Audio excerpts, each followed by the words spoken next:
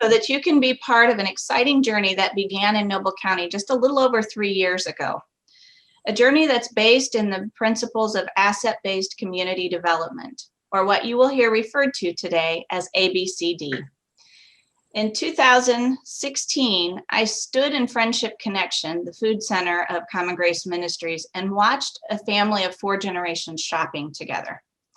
I knew they had been shopping for many years at Friendship Connection, almost since its beginning in 1987. And it hit me. If this family still needs services in the food pantry after 4 generations, then we might not be doing enough to move them beyond their current circumstances. That seems like an eternity ago, and yet a flash. But it's the beginning of a new chapter of Common Grace Ministries. I knew we had to make some changes, but I had no idea what they were or how I would go about them. So I began to read books like Toxic Charity, When Helping Hurts, Charity Detox, and many others.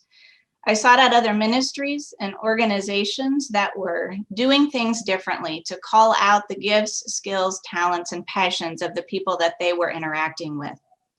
It seemed like everywhere I went, I kept bumping into this thing called Asset-Based Community Development, or ABCD. As we began to move in that direction, others began to take notice. So we held this workshop in December of 2016 to let our partners tell their stories. I naively thought if we answered all of their questions, they would move along and I would be able to get back to what I was doing at Common Grace Ministries. But that's not what happened. Instead, I received calls from the Noble County Economic Development Director and from another person you'll meet today shortly, Rick Ferrant, who encouraged me not to let these ideas stop at the property lines of Common Grace Ministries, but to consider finding ways to move them into our community. Long story short, the Noble New Way movement was born. But if we wanted to keep moving forward, I had to learn more. So in September of 2018, I went to Aurora, Colorado for a week-long training with several ABCD faculty members, Mike Green and John McKnight, one of the co-founders. We visited a neighborhood called Westwood. In this neighborhood, there was an alley that was between the school and the neighborhood proper. And that alley had become overrun with trash and drug paraphernalia. One woman, Rosa, decided to take back their alley. She gathered neighbors and they began to clean up the alley. They worked with local officials to clean up the legal issues.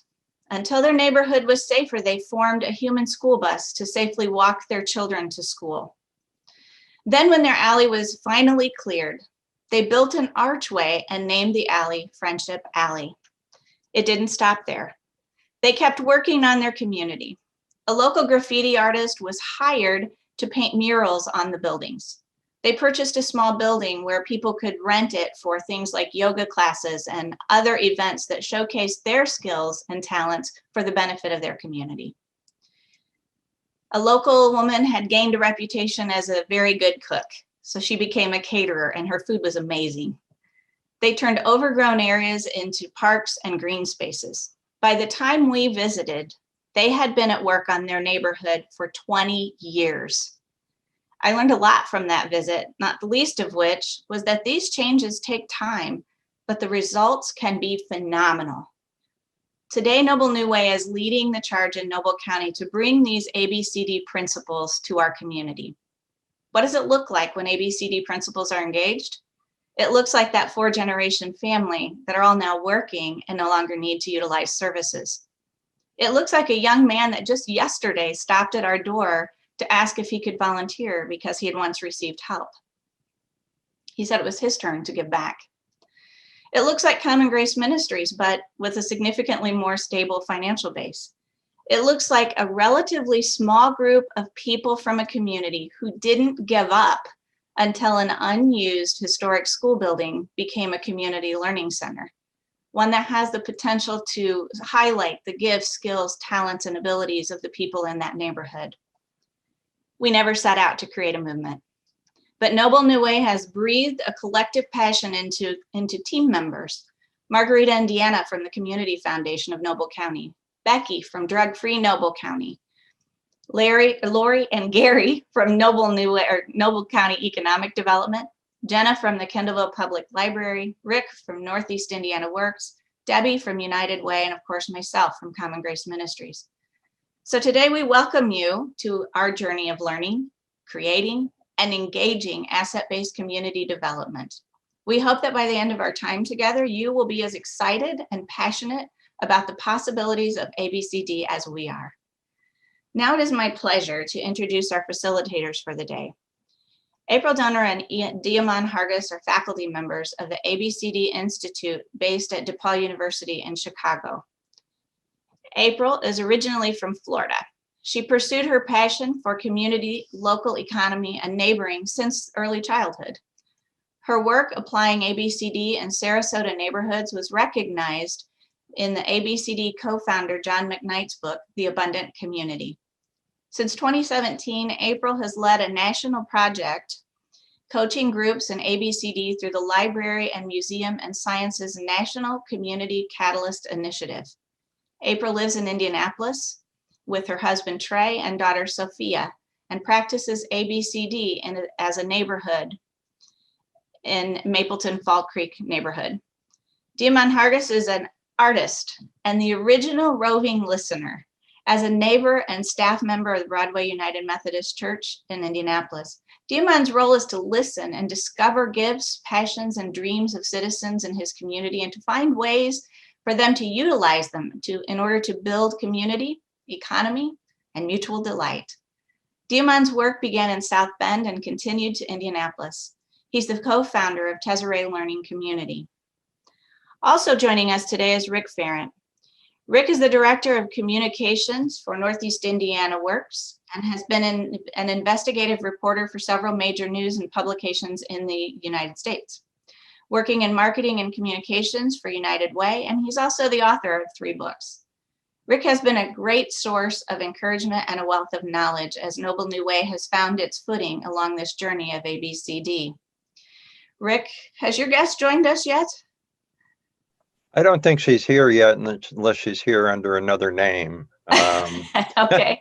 Because I can't tell. But what we're hoping at some point today is that Blair Milo, who is the state of Indiana's Secretary for Career Connections and Talent, will be joining us. One of the reasons why she's joining us, we've had discussions with her already, is that at the state level, she is contemplating or working on doing something of a hybrid of asset-based community development. We've been, I know Diamond and April are both extraordinarily happy that that the state has taken some interest in this model. So hopefully she'll be joining us at some point, and when she does, we'll hear a few words from her. Okay, thanks, Rick. April, would you like to lead us in our first breakout session about what brings you joy? Sure, and I'm going to just give a quick overview first of the flow of our time together. So we're going to start off doing immersion in just the basics, a brief history of ABCD and kind of the fundamental concepts, and then we'll do an exercise exploring our personal gifts as small groups. And then after a short break, we will do some unpacking as a group and discuss some of the keys of practicing ABCD. So exploring storytelling and connecting assets, and then how do we cultivate structures that support abundant practices and remove structures of scarcity in our work. And then we'll close with a call to practice and commitment, and really thinking about how can we apply and what do we want to commit to going back to our work and our lives in our own communities after our discussion. It was just a little short thing, just kind of unpack this. We won't do much with the unpacking, but the idea of this was that we often don't ask that question. I mean, the shift in this work around finding the gifts and talents and assets, human assets, is to shift the question and kind of shift the whole paradigm. And so not asking what's wrong, but what brings you joy. So especially it's important in the midst of these times. Anybody else wanted to give some feedback, or what was that question like for them?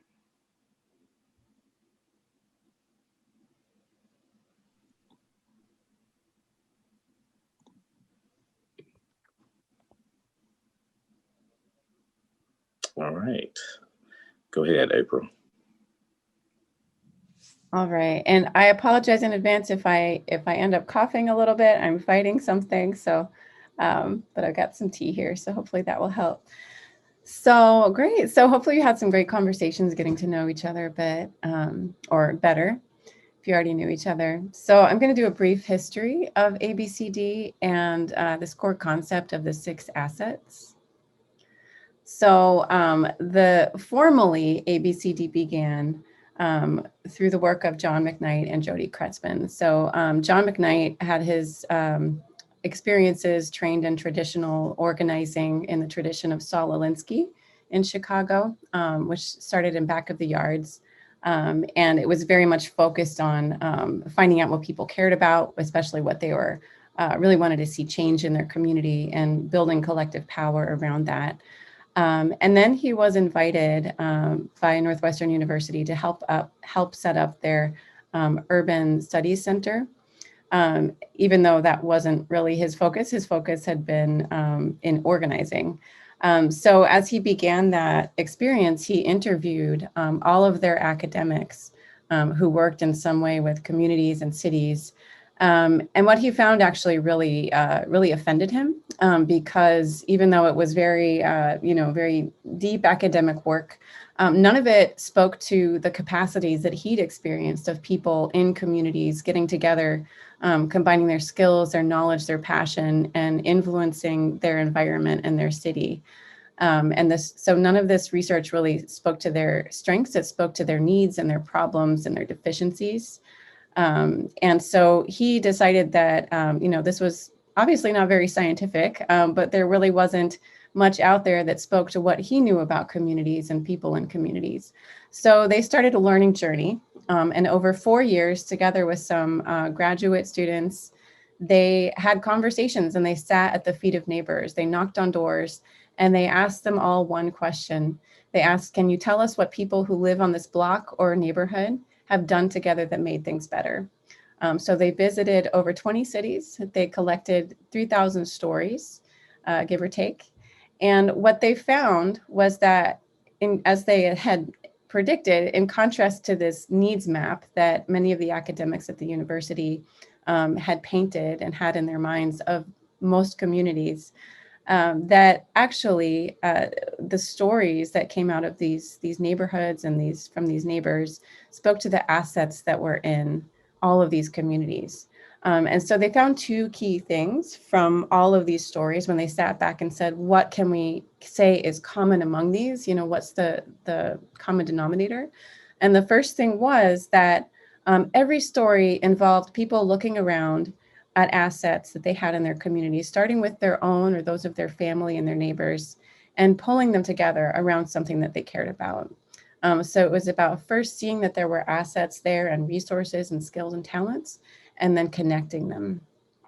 The second thing that they noticed was that all of these stories, and they were from this kind of small block level scale to much larger, all of them started with people within the community themselves. So it didn't start from someone from the outside saying, hey, I've got a great idea about what you all should do to make things better, or what we can teach you, or a program we could bring in.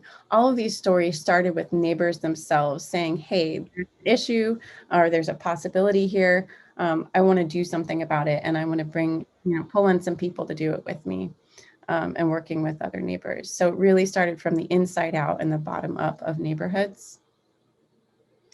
So John and Jody decided to call this asset-based community development. They wanted to call it all kinds of other names, something like how to bake a community cake that felt a bit more accessible. But since they were working with the university, they said they had to call it something no one would understand. So the title asset-based community development was born. But we do recognize that they were really putting a name on a practice that is common and has been done in cultures and communities basically from time without beginning, right? This idea of pulling together what we have already and using that to get to where we want to go and create what we want in our lives. So here are just some examples of the ways that we have seen that throughout time. So ABCD is a concept, and we've touched on this a little bit. We all know this idea of, is the glass half full or half empty, right? And depending on, you know, as the saying goes, depending on if you're an optimist, it's half full, or pessimist, it's half empty.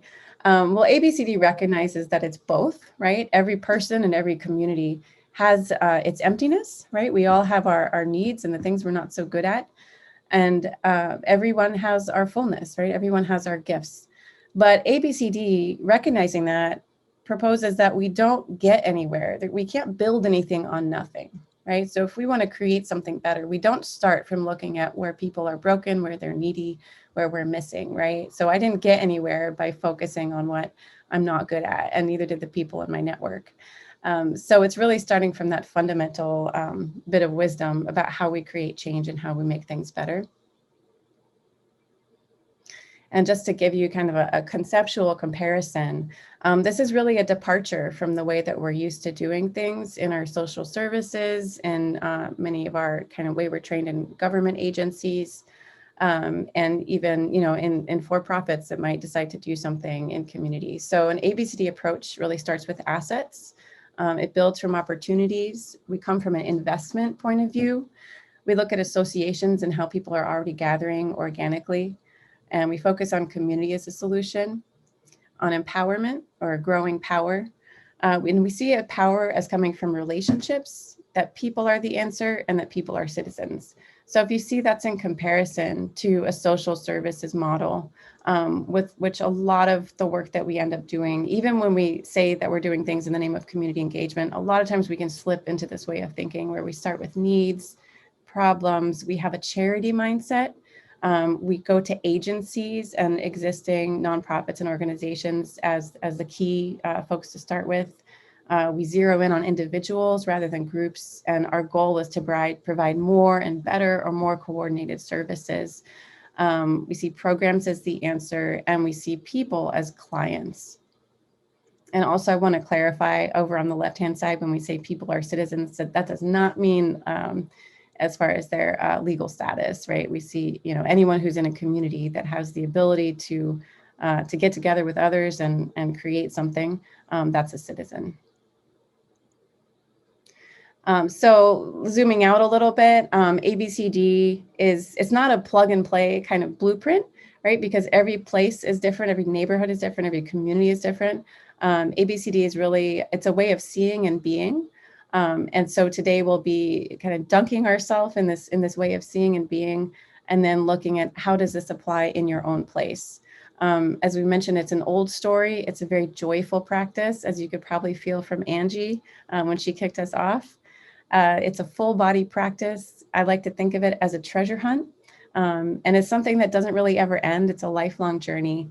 And while it's an old story, it's a new story because we're so used to doing things this old way that looks at what's wrong first rather than what's strong.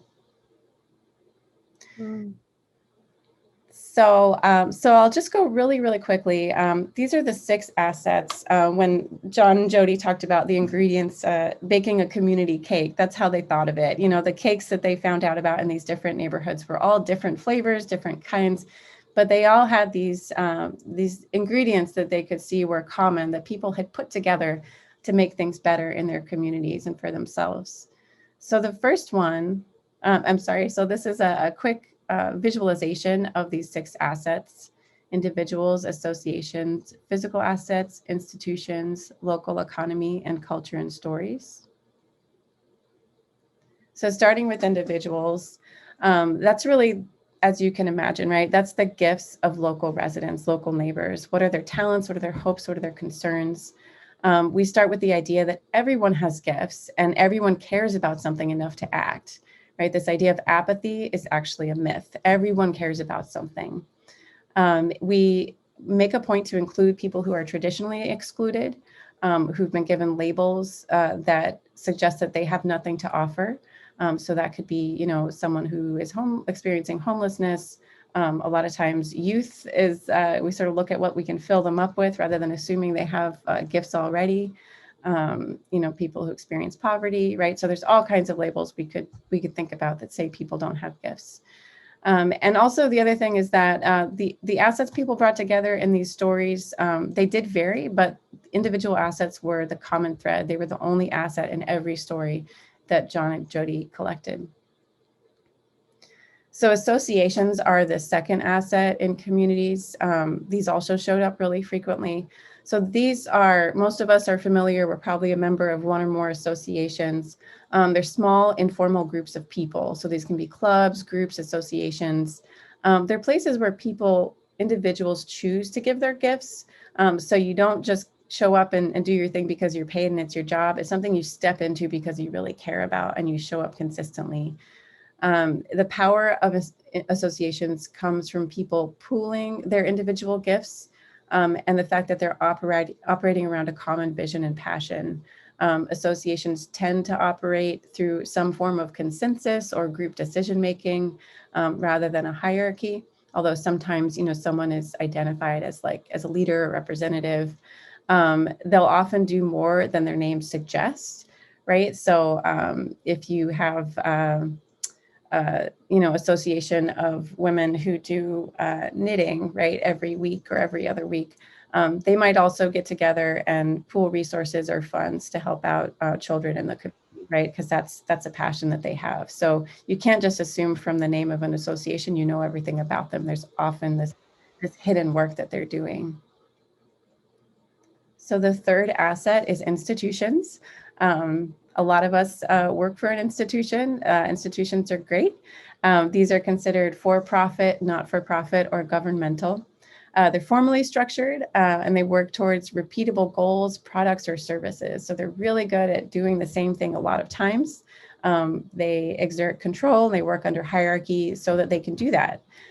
Individuals are paid for their work, no matter how passionate you are about the work you do. If your paycheck stops coming, you're probably not going to show up again. And so institutions are amazing treasure chests of resources, whether it's in the form of their staff. Most have some kind of building. They have influence in the community. They often have some kind of prestige. They have money to hire people or pay people to do work. So those are just some of the resources. So then we have physical assets. This one's pretty straightforward. Everything, we can think of it as if everything above or below the ground, from a vacant lot to aquifers under the ground. It could be a building. Often neighbors, when neighbors get together, they can see the potential of spaces that someone from the outside might just see as a blight or a problem. And those are the spaces and places in the community that we see. Exchange and economy. Diamond's going to talk a little more about this later. It's really one of my favorite assets, but it talks about the exchanges of gifts. So what's that flow that's happening in the community? Again, this is often a lot of it is invisible and informal. So these can be things that are bought, sold, shared, given, traded, or bartered in a really rich, connected community that's often happening beneath the scenes. And sometimes this is termed local economy. And then the sixth asset, well, I guess this is also my favorite, is culture and stories. So the beautiful thing about culture and stories is that these really reveal and can bind together all the different assets in the stories that we tell, the stories that neighbors tell about their community. They're often can harken back to times when community was at its strongest, or there was some adversity and it overcame that adversity, as well as just what is it that makes things ours? What is our way of doing things? Culture and stories represent what's important to people. And they have this wonderful ability to bring people together, right? And of people to share their knowledge, especially because most people can tell a story. Almost everyone can tell a story, some better than others, but pretty much everyone can tell a story. I love this idea as well that rather than data, institutions tend to know things by data. But stories are a community's way of knowing. So the more we can learn these stories, we can learn how a community knows what it knows. And this is this poem connects to me not just to storytelling, but the practice of ABCD itself. It's a poem I like to root myself in. It's from Mary Oliver and Instructions for Living. So she says, pay attention, be astonished, and tell about it. So stories is something that we use all the time in ABCD as a way of witnessing and transmitting and connecting people around the assets that are already there and what people can and want to do. All right, so now we'll have a chance to explore the first asset very directly. It will probably build a bit on the conversation you already had earlier with some folks. So we're going to do an exercise and break out into small groups again. And we'll talk about the gifts of the head, the heart, and the hands. So this was actually some categories that a church group came up with. And they figured this was a really good way. There's lots of different ways by talking about individual gifts and adding them up and learning about them. But this is one of our favorite that's really stood the test of time. So I'm going to share a link with you to our Jamboard. Some folks might be familiar with this tool. So you can use this in your small groups to note down, as Debbie gave us a little teaser too, you can note down what you're sharing and what other people are sharing. I want to also invite you to notice other people's gifts as they're talking and reflect them back to them if you notice anything they might not have mentioned. So we're going to, whoops, sorry about that. So we're going to break out into small groups. You should see the Jamboard link. And April, may I, before you do that, yeah. I wanted to give a little instruction on the listening. And a lot of times that we're so busy from an institutional standpoint when we receive people with services is not paying attention. And if we do pay attention, we only pay attention to what's wrong with them. So when I used to go visit, or when I visit my neighbors, one of the things I actually do is I may not even ask the question. I'm present. So I'm watching what people's facial expressions, finding out where people have their energy changes. And so in your breakout groups, make sure you pay deep. Should be a practice, and it's not something that is natural. We have to kind of live into it, right? So we have to put our bodies into it. So when you're in your groups, pay attention. Thank you. Thank you. Those are great points. So thank you so much. And also to give us some context, these definitions will be in the Jamboard. Does anyone have any trouble opening up the Jamboard and getting in there? Okay. And there's instructions on the first page about how to create these little sticky notes. So if you need any help, you can look on there. And then each one, there's a slide for each of the different gifts, so you can scroll through those. So gifts of the head are things that I know and or enjoy learning about. Gifts of the heart are things I'm deeply passionate about. You might be inclined to talk just about kind of personally, like your family or your dog, and those are valid gifts of the heart. But also think about what's something in your community or even in society that you care passionately about. And a good measure of that I think Diamond originally shared with me is what is something you're willing to get up off the couch on a Saturday morning to do something about. And then gifts of the hands are just things you can do, things you can fix, make, or create. It could be something you do digitally or something you physically really do with your hands.